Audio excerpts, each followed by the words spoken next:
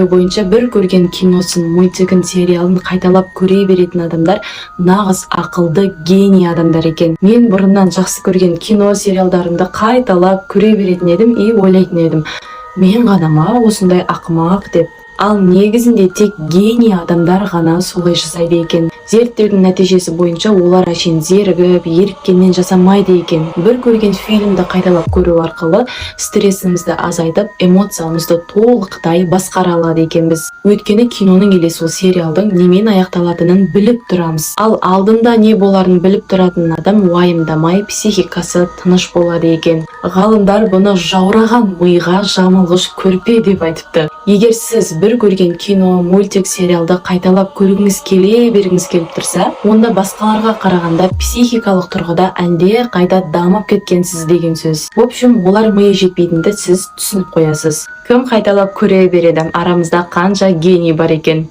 Комментте сіздерді күтемін. Диананың қызықтарына жазылып алуды ұмытпаңыздар. Мақұл? Ғалымдардың зерттеуі